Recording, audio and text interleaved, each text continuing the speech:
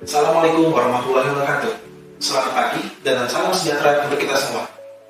Perkenalkan, saya Muhammad Adi Mas Tamri, salah satu staf dosen dari program studi S1 Teknik Geologi Fakultas Teknologi Kebumian dan Energi Universitas Trisakti. Saya akan menjelaskan secara ringkas mengenai mata kuliah yang saya ambil, yaitu hidrogeologi dengan metode DIA atau Delivery, Interaction, dan Assessment. Hidrogeologi merupakan mata kuliah wajib bagi mahasiswa semester 5 pada program studi S1 Teknik Geologi Universitas Trisakti. Mata kuliah ini memiliki bobot sebesar 3 SKS selama 1 semester ke depan. Mata kuliah hidrogeologi bertujuan untuk membekali mahasiswa dengan pengetahuan mengenai air tanah, eksplorasi air tanah, eksploitasi air tanah, dan manajemen pengelolaan air tanah. Capaian pembelajaran lulusan atau CPL program studi S1 Teknik Geologi yang dibebankan pada mata kuliah hidrogeologi ini adalah: yang pertama, mampu menguasai konsep tertulis, ilmu kebumian, aplikasi, matematika rekayasa, prinsip rekayasa, sains rekayasa, dan desain rekayasa. Yang kedua, mampu menerapkan pengetahuan dasar matematika, IPA, kebumian, serta teknologi informasi dalam memahami prinsip teknika serta menyelesaikan permasalahan geologi. Capaian pembelajaran mata kuliah atau CPNK pada akhir kuliah ini ada 4, yaitu: yang pertama, mahasiswa mampu memahami perkembangan sumber daya air, siklus hidrogeologi, khususnya air tanah, serta keberadaannya di Indonesia.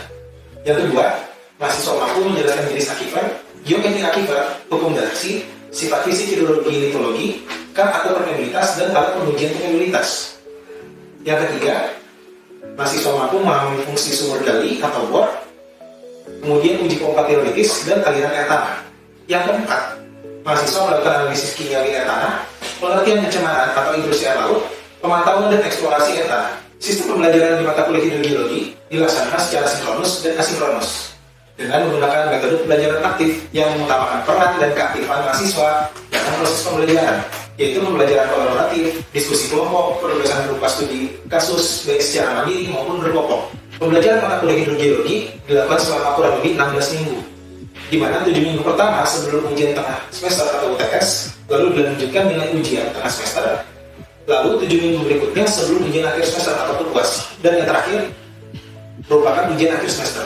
Metode pembelajaran yang digunakan sesuai dengan bahan kajian atau materi pembelajaran yang akan disampaikan. Misalnya, sebelum UTS dan UAS akan menggunakan metode blended learning, dan tugas akan berfokus kepada diskusi kelompok dan penyelesaian studi kasus. Untuk perkuliahan secara sinkronus dilakukan secara tatap muka di ruang kelas maupun menggunakan tools web conference seperti Zoom atau Google Meet. Sedangkan pelaksanaan perkuliahan secara asinkronus dilakukan melalui WhatsApp group atau forum diskusi di LMS untuk memfasilitasi mahasiswa dalam berdiskusi perihal mata kuliah hidrogeologi serta penugasan secara mandiri maupun kelompok. Evaluasi pembelajaran mata kuliah didapatkan dari komponen tugas, kuis, UTS, dan UAS. Penugasan terstruktur dilakukan sebanyak 1 kali dalam 1 semester, di mana tugas tersebut dilakukan secara kelompok. Kuis dilakukan 1 kali, di mana kuis tersebut dilakukan secara perorangan. Kemudian, ujian tengah semester dan akhir semester dilakukan menggunakan rubrik penilaian UTS dan UAS. Sedangkan tugas dilakukan menggunakan rubrik presentasi studi kasus oleh setiap kelompoknya. Pembuatan setiap bentuk evaluasi hasil pembelajaran adalah tugas dan kuis mandiri maupun kelompok sebanyak 40%, UTS sebanyak 30%, dan UAS sebanyak 30%. Dengan itu, total pembuatan hasil evaluasi pembelajaran akan didapatkan sebesar 100%. Demikian informasi yang saya sampaikan mengenai mata kuliah hidrogeologi untuk program studi S1 Teknik Geologi Fakultas Teknologi Kebumian dan Energi Universitas Trisakti. Berikutnya merupakan cuplikan dari proses pembelajaran yang saya laksanakan secara sinkronus tatap muka di ruang kelas. Selamat menyaksikan. Assalamualaikum warahmatullahi wabarakatuh. Selamat siang semuanya. Pada kuliah hidrogeologi kali ini kita akan masuk ke bab 2, yaitu mengenai analisis geometri aquifer. Sebelumnya, pada minggu sebelumnya kita sudah bahas tentang pendahuluan atau awalan pengenalan tentang hidrogeologi. Mungkin kita kemarin sudah membahas ya apa itu hidrogeologi dan kaitannya dengan geologi dan dasar-dasar dari hidrogeologi. Pada pertemuan kali ini kita akan lebih membahas mengenai analisis geometri aquifer dan hubungannya dengan litologi. Oke, saya izin sambil berdiri ya. Ya, di sini bisa dilihat analisis geometri aquifer. Saya mengambil dari Prodi Maja tahun 98 untuk pengertiannya. Pengertian aquifer. Pertama, aquifer itu akan dibagi menjadi 4. Pertama, ada aquifer, yaitu lapisan yang mengandung dan mengalirkan air dalam jumlah yang ekonomis. Contoh, ada batu pasir. Kemudian ada juga akiklut, adalah lapisan kedap air yang mampu menyimpan tapi tidak dapat mengalirkan dalam jumlah yang berarti, misalnya batu lempung. Kemudian ada akifuk, yaitu adalah lapisan batuan kedap air yang tidak dapat menyimpan dan tidak mengalirkan, misalnya granit yang kompak, keras, dan padat, yang umumnya di sini batuan beku. Yang terakhir, kita memiliki akitar, yaitu lapisan yang dapat menyimpan air dan mengalirkan, tapi dalam jumlah yang terbatas. Seperti lempung pasiran. Oke, dari pengertian ini, kira-kira contoh aquifer, tadi saya sudah memberi contoh batu pasir. Dari kalian ada yang tahu selain batu pasir? Ya, silakan. Ya, Pak, batu gamping. Batu gamping, ya betul. Jadi dari pasir dan gamping ini, kenapa dia masuk ke aquifer? Karena dia memiliki porositas dan permeabilitas yang cukup baik, sehingga dia dapat mengalirkan air dan menyimpan air dalam jumlah yang cukup banyak dan ekonomis, sehingga bisa dikategorikan sebagai aquifer. Nah, setelah pengertian aquifer, yang kedua, kita akan membahas tentang tipe-tipe aquifer. Pertama, kita memiliki unconfined aquifer. Adalah aquifer yang tidak tertekan, di mana lapisan yang permeable pada bagian bawahnya dibatasi oleh lapisan impermeable atau kedap air. Tipe aquifer ini sangat umum dijumpai sebagai lapisan air tanah yang dangkal, atau biasanya disebut aquifer dangkal atau aquifer bebas. Yang berikutnya kita punya confined aquifer, atau disebut juga sebagai aquifer tertekan, di mana lapisan permeable baik di atas dan di bawahnya dibatasi oleh lapisan yang kedap air. Contohnya yaitu adalah air tanah dalam atau deep groundwater. Setelah itu kita punya turunannya, yaitu ada leaky aquifer, yaitu aquifer semi-confined, di mana aquifer di atas dan di bawahnya dibatasi oleh lapisan semi-permeable. Jadi ada kemungkinan leaky aquifer itu terhubung dari aquifer yang atas dan bawah. Ya seperti di sini definisi dari leaky itu bocor gitu ya. Jadi ada hubungan antara aquifer satu dan aquifer yang di bawahnya. Kemudian ada juga idealized aquifer, yaitu aquifer yang diasumsikan sebagai homogenus dari isotropik untuk memudahkan perhitungan matematik. Sampai sini ada pertanyaan untuk pengertian aquifer dan tipe aquifer? Cukup jelas ya? Cukup jelas, Pak. Oke, saya lanjutkan dulu ya. Yang berikutnya, formasi geologi sebagai aquifer. Jadi formasi geologi yang menghasilkan air dalam jumlah yang cukup besar, itu dapat diidentifikasikan sebagai aquifer. Nah, pertama, biasanya itu yang paling banyak mengandung air, itu ada di endapan aluvial. Umumnya terdiri dari material plastik atau material berbutir. Nah, deposit ini biasanya terdiri dari meandering sungai, bisa juga sedimen ini umumnya terbentuk di sekitar channeling sungai, terdiri dari fragmen kasar dan permeable. Nah, kira-kira gambarannya seperti ini merupakan suatu penampang dari endapan aluvial, bisa juga mungkin penampang dari suatu basin endapan sungai purba gitu ya. Nah, di sini pertama keterangannya ada yang lapisan dasar berupa bedrock, kemudian di atasnya ada endapan teras tua terkonsolidasi atau sudah mulai terbatukan. Yang ketiga, itu terisi lapisan atau endapan yang sifatnya permeable dan berbutir, ada kerikil, pasir, dan lanau. Nah, sesekali itu ada lempung, walaupun tidak terlalu intens di dalam endapan aluvial ini. Kemudian, biasanya di sini ada sumur dangkal, sumur dalam, kemudian ada juga channeling sungai yang saat ini. Jadi contohnya di sini sungainya kira-kira sebagai pembanding seperti ini. Nah, karena ini channeling, jadi bisa aja sungainya ini bergeser seiring waktu, tapi dalam skala waktu geologi ya. Kemudian yang kedua, kita punya endapan delta atau delta deposit. Endapan ini terbentuk jika energi sungai dengan angkutan sedimennya yang lebih besar dibandingkan energi atau arus laut, sehingga terbentuk pengendapan material sungai di muara dan membentuk endapan delta. Kesulitan dalam menentukan aquifer pada daerah delta adalah pergantian lapisan yang sangat cepat antara lapisan impermeable dan permeable-nya. Oke, di sini bisa kita lihat. Jadi dari endapan delta ini, contohnya nih di tipe Mississippi ya, itu ada pengulangan dari misalnya yang pasir, kemudian masuk lagi lempungnya, pasirnya, lempungnya. Jadi antara lapisan yang permeable dan impermeable itu biasanya berseling, dan perselingannya cukup intens dan cepat. Jadi air ada, tapi mungkin akan tricky dan butuh treatment yang khusus untuk menemukan air agar tepat di lapisan yang permeable. Kemudian ada juga aquifer batu pasir atau serpih, sandstone shale aquifer.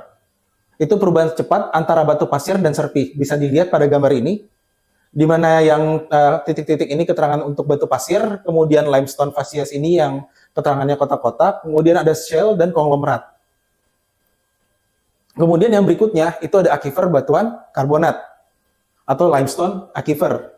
Nah, biasanya ini terjadi pada batuan karbonat atau batuan gamping, umumnya pada morfologi kars ya. Jadi pada batu gamping ini, aquifer potensial itu dapat terjadi bila terdapat cukup banyak celah di batuan-batuan gamping tersebut. Nah, batu gamping tersebut dapat menyimpan air dan memiliki ketebalan lebih dari 10 meter pada umumnya. Nah, biasanya kalau batu gampingnya cukup tipis, kurang dari 10 meter, itu dia kurang bisa untuk menyimpan air. Kemudian yang khas juga dari sistem di batu gamping ini, itu dia bisa menghasilkan celah-celah yang cukup besar. Nah, celah-celah ini karena pelarutan dari proses karstifikasi sehingga bisa membentuk sungai-sungai bawah tanah. Jadi treatmentnya itu atau lapisannya ini dia sedikit unik ya, karena morfologinya juga berbeda, akan menghasilkan kars di mana banyak sungai-sungai bawah tanah yang akan saling terhubung. Jadi air tanah itu bukan tersimpan di dalam suatu lapisan, tapi tersimpan di dalam channeling sungai-sungai bawah tanah yang ada di bawah permukaan tanah. Kemudian yang berikutnya yaitu ada aquifer di daerah vulkanik atau aquifer yang biasa terjadi di daerah gunung api. Nah, di daerah vulkanik terbentuknya itu dari bahan lava ataupun endapan piroklastik, bisa juga keduanya. Nah, di sini juga mau saya tambahkan, selain lava dan piroklastik, itu juga bisa dari endapan lahar. Nah, aquifer pada daerah vulkanik ini disebabkan biasanya dari rongga-rongga gas yang satu dan lainnya berhubungan, sehingga dapat menyimpan dan meloloskan air. Nah, juga seiring dijumpai suatu mineralisasi dengan konsentrasi cukup tinggi, ion-ion dari boron, arsen, dan fluorid yang terlarut dalam air adalah cukup berbahaya gitu. Jadi kalau misalnya di daerah vulkanik, kita juga harus tahu mineral-mineral apa yang terkandung di dalam aquifer tersebut. Karena tidak semua mineral itu baik untuk kita ya, sesuatu itu ada kadar batasnya. Nah, itu harus kita teliti lagi. Contoh kalau misalnya tadi di sebelumnya itu kita punya kars ya. Nah, kars itu kalau misalnya kandungan konsentrasi karbonnya cukup tinggi, itu juga airnya secara kualitas itu tidak cukup baik untuk konsumsi. Nah, ini untuk gambaran air tanah pada daerah vulkanik. Memang sistemnya di sini dia akan cukup baik pada lapisan yang memiliki permeabilitas yang cukup baik, seperti pada endapan lahar, kemudian pada endapan piroklastik. Tapi dia akan cukup buruk pada endapan lava. Endapan lava bukan tidak mungkin dia tidak ada air ya. Itu bisa aja ada, dia akan memakai sistem dari rekahan-rekahan yang terjadi di batuan lava tersebut, atau misalnya ada porositas hasil dari pelepasan gas. Yang berikutnya saya lanjutkan yaitu aquifer pada batuan beku.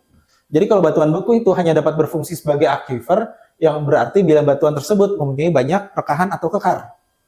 Sedangkan di bagian lainnya yang dimungkinkan sebagai aquifer yang cukup berarti adalah zona lapukan terdiri dari pasir lempungan. Jadi pasir lempungannya ini bukan pasir lempungan dari batuan sedimen, tapi hasil pelapukan dari batuan beku. Jadi kalau misalnya pada batuan beku, kontrol utamanya itu dia ada air atau tidak, itu dari rekahan. Semakin banyak rekahan, semakin memungkinkan dia untuk menyimpan dan mengalirkan air. Tapi kalau misalnya dia dalam bentuk suatu yang masif, itu tidak bisa. Kemudian kita juga ada mempelajari di sini tentang metode pemetaan air tanah, yaitu pemetaan geologinya kita harus lakukan untuk mengetahui kondisi subsurface-nya. Kemudian ada pemetaan geofisika dan sumur bor, itu dilakukan untuk mendukung pemetaan geologi. Kemudian ada juga untuk pemetaan geokimianya, sehingga kita tahu unsur-unsur kimiawi air tanahnya. Yang keempat, itu kita bisa melakukan yang terakhir tentang pumping test atau uji pompa. Nah, itu untuk mengetahui volume dan kuantitas air yang bisa kita manfaatkan. Kemudian setelah itu ada pemetaan geologinya, di sini akan kita breakdown. Pemetaan geologinya itu dilakukan untuk pemetaan air tanah yang mencakup pembuatan peta penyebaran batuan yang diambil dari data singkapan di lapangan. Yang kedua, kadar struktur yang mengontrol daerah tersebut.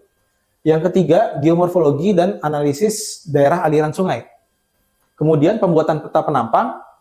Yang terakhir, pembuatan diagram blok untuk mengetahui besarnya daerah tangkapan, kontrol geomorfologi, struktur, serta stratigrafi secara 3 dimensi.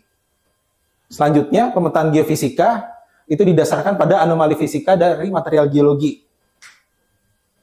Nah, di geofisika itu biasanya nanti dibagi lagi. Di sini ada geofisika permukaan.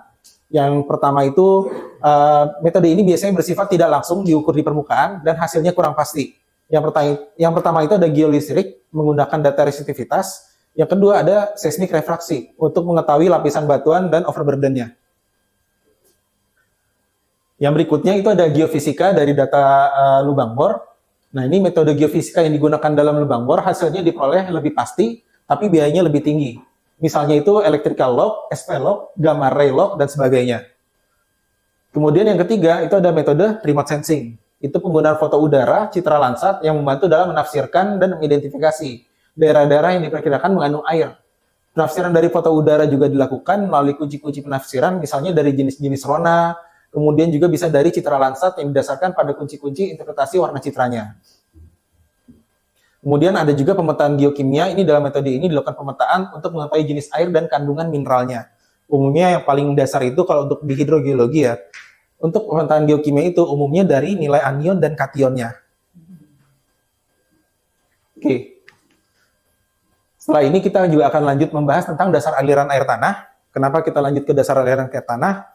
Karena dalam suatu lapisan batuan, otomatis air itu akan tidak statis. Jadi dia akan bergerak sesuai dengan sifatnya, bergerak dari tempat yang rendah ke yang tinggi, dari pressure yang tinggi ke pressure yang rendah. Nah, di sini dasar aliran ini biasanya kita akan menggunakan hukum Darcy yang akan kita lakukan percobaan di laboratorium ya biasanya. Kemudian menyelesaikan analisis aliran mineral melalui pasir ataupun media berpori. Nah, Darcy mendapatkan bahwa kecepatan atau V itu sebanding dengan selisih ketinggian, dan yang kedua berbanding terbalik dengan panjangnya aliran. Nah, maka hukum Darcy itu dapat menjadi kira-kira seperti ini. Itu ada faktor Q-nya, ada V, kemudian ada K, ada delta H dan delta L-nya. Kemudian kita akan masukkan ke perumusan tersebut. Kemudian hukum Darcy itu juga masih berlaku apabila yang pertama, aliran air tanahnya satu arah dalam ruang berpori. Kemudian gradient hidroliknya atau DHDL-nya itu tetap. Kemudian konduktivitas hidroliknya itu juga harus tetap. Jadi kalau misalnya 3 faktor ini terpenuhi, maka hukum Darcy berlaku. Tapi kalau salah satu dari 3 ini tidak terpenuhi, maka hukum Darcy tidak berlaku di kondisi tersebut. Nah, di sini juga bisa kita lihat faktor-faktor yang mengontrol ya. Yang pertama itu ada elevasi, di mana yang mengontrol ini juga akibat dari gravitasi. Seperti yang saya sebutkan sebelumnya, air itu mengalir dari tempat yang tinggi ke tempat yang rendah. Kemudian juga ada pressure. Di situ juga seperti yang saya sebutkan sebelumnya, di mana fluida itu atau cairan ataupun air itu akan bergerak dari tekanan yang tinggi ke tekanan yang rendah. Kemudian juga aliran cairan melalui media berpori adalah proses mekanik. Nah, fluida potensial atau arah aliran dalam ruang harusnya berasal dari daerah yang punya energi mekanik per unit massa cairan dari daerah tinggi ke daerah yang rendah dan dapat didefinisikan sebagai kerja yang dibutuhkan untuk memindahkan suatu unit massa cairan dari suatu bidang datum tertentu ke titik yang dipertanyakan. Nah, di sini definisi potensial Hubbard juga menjelaskan mengenai arah aliran dan mengenai kinerja yang dilakukan. Kemudian di sini juga bisa kita lihat data perhitungan energi mekanik dari unit massa cairan. Oke, di sini juga kita akan membahas tentang muka air tanah, yaitu air mungkin terdapat di bawah permukaan tanah sebagai suatu cairan, padatan, gas, tetapi untuk Indonesia secara umum hanya berupa cairan dan gas. Apabila massa tanah atau batuan telah jenuh dengan air, maka dalam air dalam itu akan terdapat pula larutan gas ataupun unsur-unsur lainnya. Nah, pada permukaan tanah atau topografi biasanya yang bergelombang, tekanan air pori atau cairan akan sama-sama dengan tekanan atmosfernya, yang disebut dengan water table. Nah, air tanah dalam sumur beberapa feet di bawah water table itu akan naik sampai dengan elevasi dari water table di lokasi tersebut. Jadi posisi water table atau permukaan air tanah ya, itu sering mengikuti bentuk umum dari topografinya.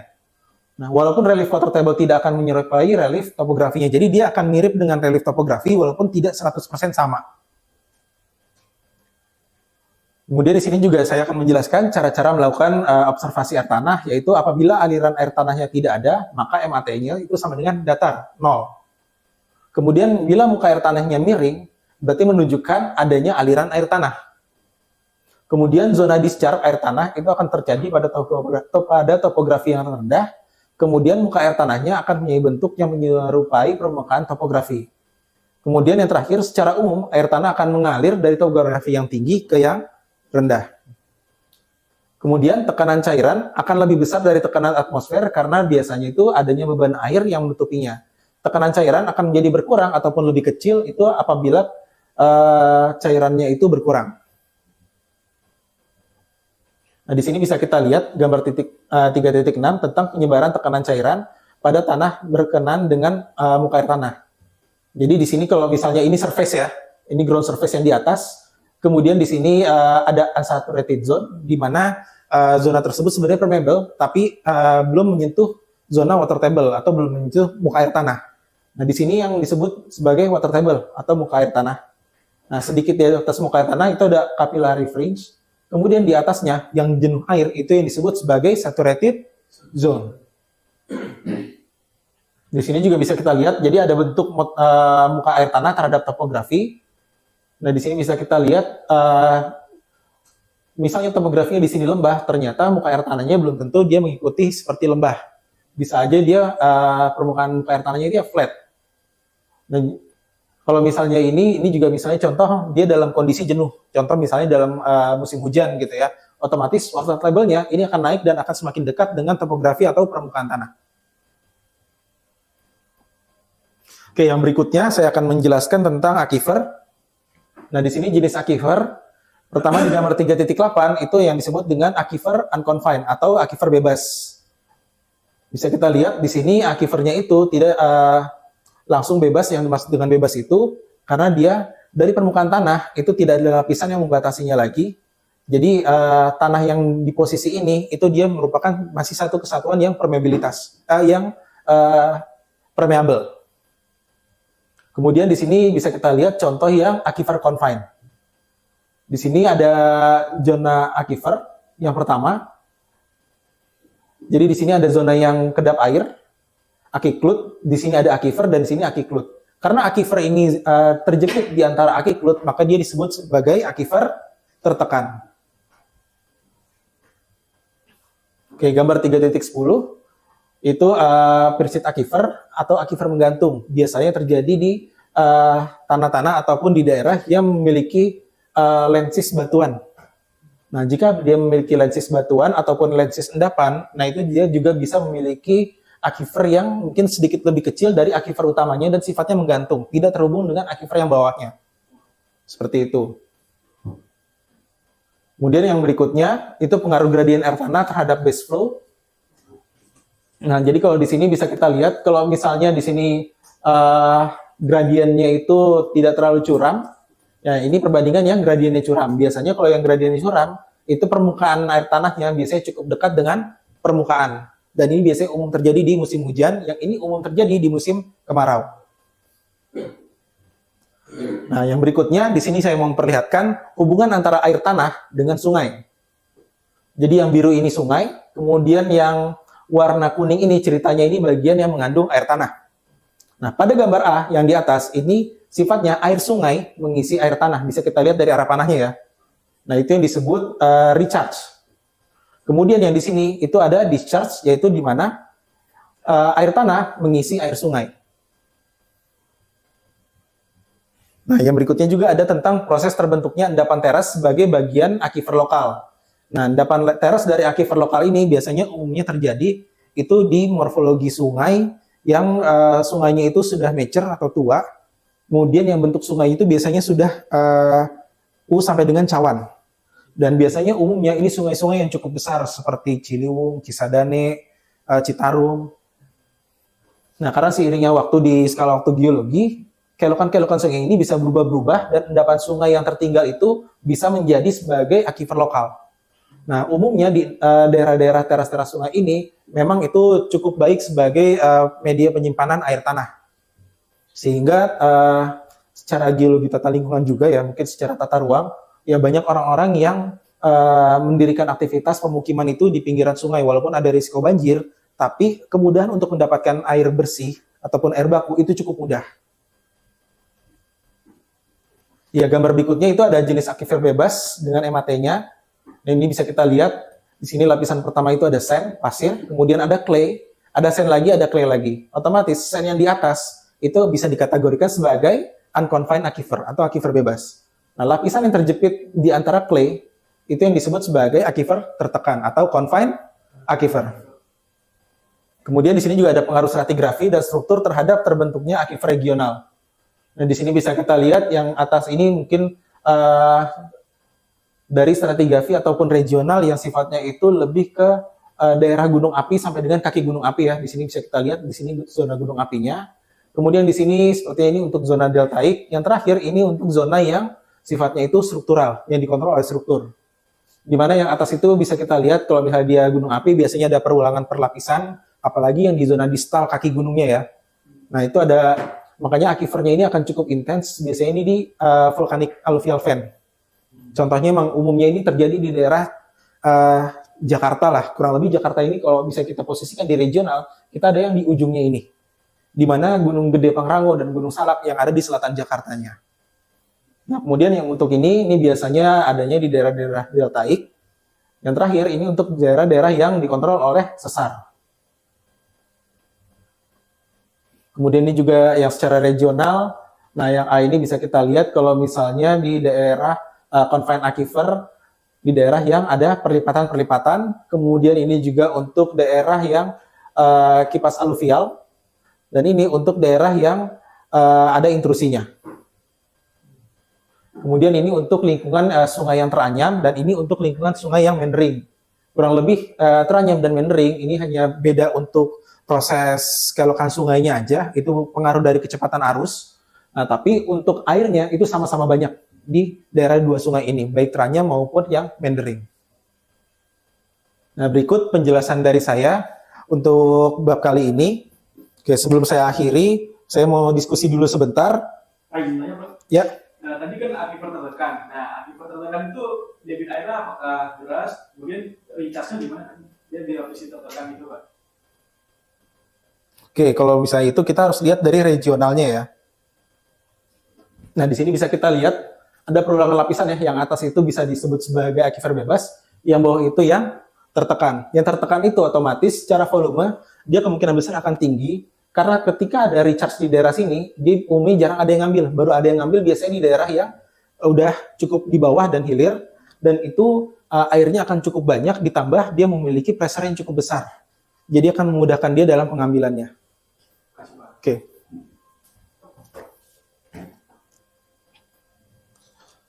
Oke, jika tidak ada pertanyaan lagi, saya akhiri kuliah hari ini. Sekian, terima kasih atas kehadirannya. Saya tunggu lagi di kelas berikutnya di jam yang sama di minggu depan. Sekian dari saya. Wassalamualaikum warahmatullahi wabarakatuh. Demikian deskripsi singkat serta cuplikan proses pembelajaran dari mata kuliah hidrogeologi yang saya ampu. Semoga dapat memberikan gambaran mengenai kinerja pengerjaan yang saya lakukan, khususnya mata kuliah hidrogeologi di program studi S1 Teknik Geologi Fakultas Teknologi Kebumian dan Energi Universitas Trisakti. Mohon maaf atas segala kekurangannya. Wabillahi taufiq wal hidayah. Wassalamualaikum warahmatullahi wabarakatuh.